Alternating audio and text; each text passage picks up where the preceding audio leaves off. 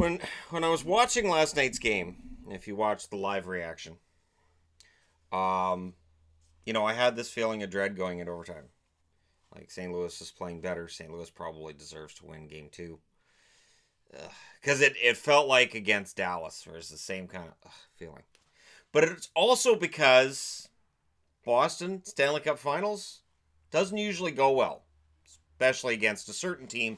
Which, if you watched my history series last summer, I know everybody watched my history series last summer where I went through every year of NHL history right from 1917 right up till present day. It was just great. I'm sure everybody won it or watched it, right? But the one thing that's true looking over playoff history is that as a Bruins fan, if I feel nervous going into a finals, I have good reason. If it's against Montreal, they're dead. But thankfully, they're in the same division, so Montreal can kill them in round 1 or 2 or 3 rather than in the finals. So that's a good thing, right? The overall record of Boston against Montreal is poor, put it that way. And yet, going into these finals, there was a lot of bluster, a lot of Boston's far superior. We're going to win this. Look, I get it. The Boston Red Sox are a force. The Boston Celtics have had their share of championships over the years. And, of course, the New England Patriots overshadow everything in sports.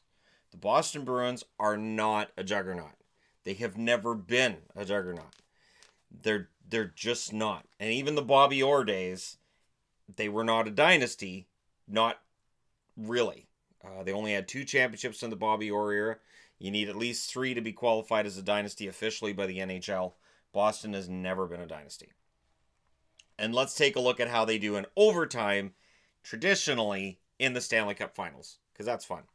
Back in 1927, they played against the original Ottawa Senators, not the current one. Games 1 and 3 were ties. Now, you only played 1 period of overtime, and then game's done. So if it's still tied, that's it.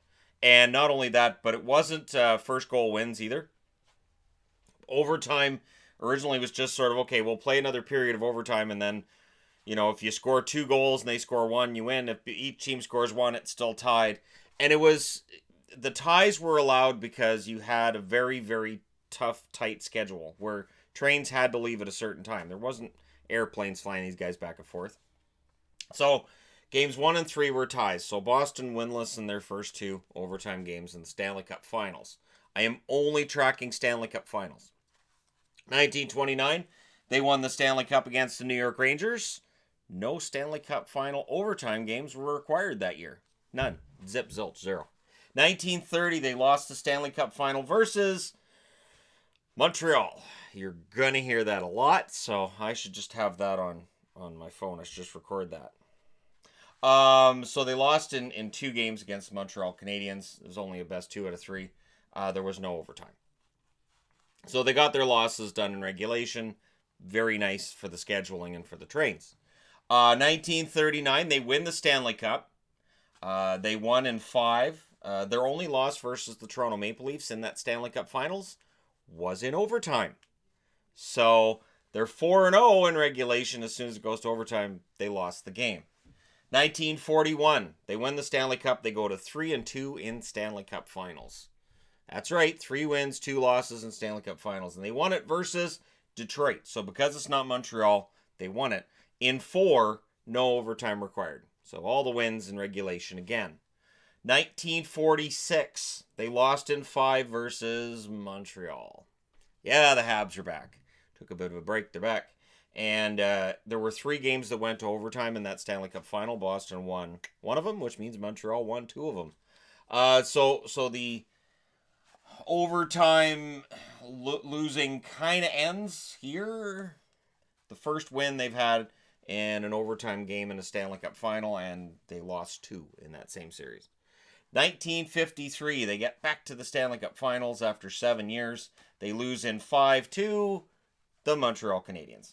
And game 5 was an overtime loss.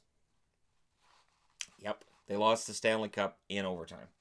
1957, they lost in 5 to Montreal. Right, no overtime that year. They lost them all in regulation, nice and clean like.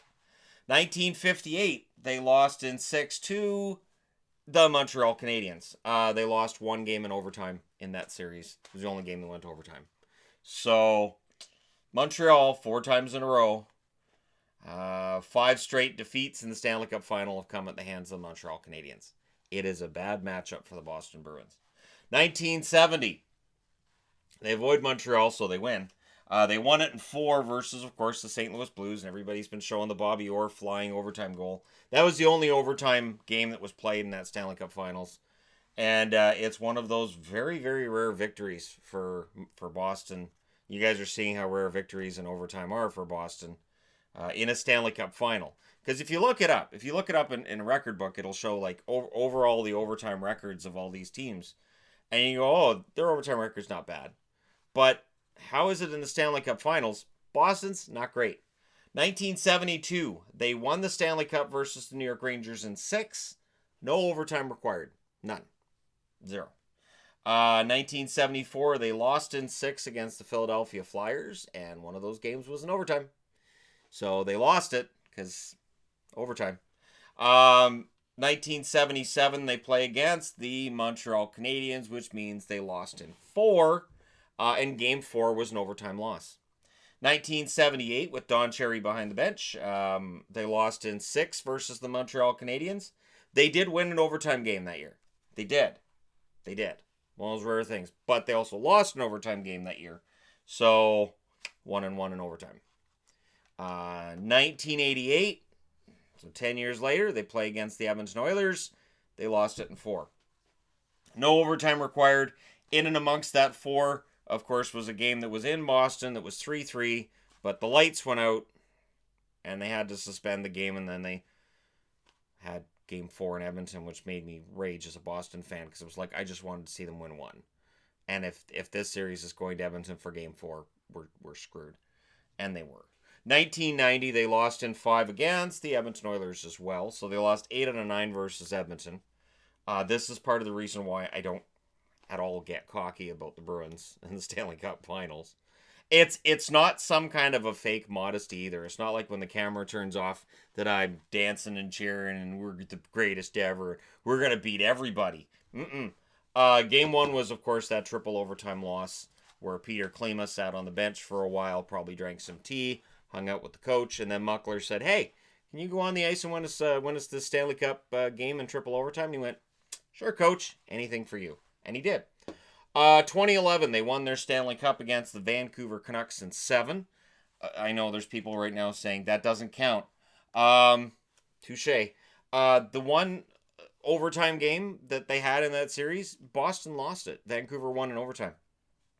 2013, Chicago beat them in 6, so Boston loses another Stanley Cup final.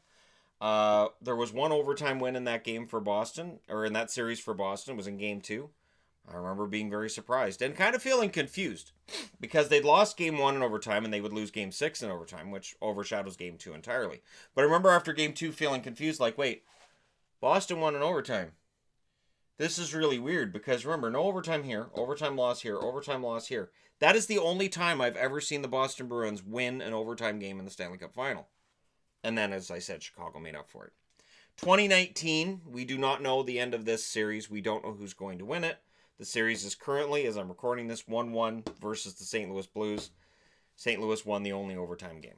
So St. Louis, while St. Louis fans are saying, yeah, we finally won a game in the Stanley Cup Final, as a Bruins fan, I'm going, yeah, we lost in overtime. It's legit. Now, in the Stanley Cup Finals, overall in series, they're 6-13 are the Boston Bruins. Now, if you take out losses against Montreal, they're like 6-3, or Montreal and Edmonton, but that's not really how it works.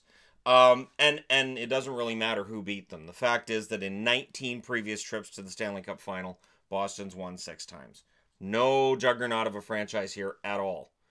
I know people are sick of seeing them here, but it was 8 years ago they won, quite a while ago. 6 years ago they were in the finals, and that's 8 more years these guys have on them for the players that are still in the lineup.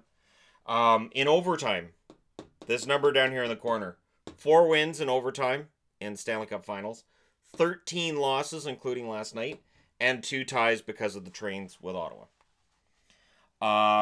That's 4 wins out of 19. And if they lose the Stanley Cup Finals against St. Louis, they win the Stanley Cup 30% of the time they go to the Stanley Cup Final. Most they can hope for is 35%. So, overtime is not Boston's friend in the Stanley Cup Finals, and it never has been. There's no Stanley Cup Final you can look at and say, well, that big overtime win, because if you're going to point back and go, well, that St. Louis goal by Bobby Orr, they were up 3-0. If they'd lost that game, they're still beating the Blues. It was game 4, and it really was kind of a one-sided series between them and the Blues. The Blues were overmatched.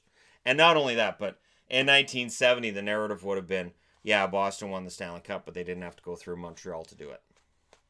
Because I remember during the history series, if Boston won, in general, it meant they didn't have to go through Montreal. 2011, when they won the Cup, that was weird because they went through Montreal in the first round. So while everybody in Vancouver was celebrating the victory over Chicago, I was celebrating as well the victory for Boston over Montreal. That blew me away. Those were 2 Game 7s that I was very happy with the result of. So there you go. Just kind of a fun thing to look at first thing on a Thursday morning. And for fans of, I'll say, 31 different fan bases, they'll be happy, including Seattle. I would imagine Seattle, 2 years out from being in the league, already know they have to hate Boston. That's what they have to do. And for Boston fans, this is not a stat that they're going to be, all that impressed with. But you can turn it around too, where people will say if I do a video on something, it's a jinx, and so they'll win. Or, oh, I know it's a jinx, so they'll lose. I guess if either result means that it proves that I'm right and that it's a jinx somehow. Anyways, there you go. We'll see if Boston can win in overtime. But if a game goes to overtime, it's not likely. They don't have a very good track record. They've won 4 out of 19 games in overtime in Stanley Cup Finals in their history. Let me know your thoughts in the comment section below as always. Don't forget to hit like and subscribe if you're browsing your way through. You just happened upon this video. And hey, thank you guys so much for watching. I'll talk to you again soon.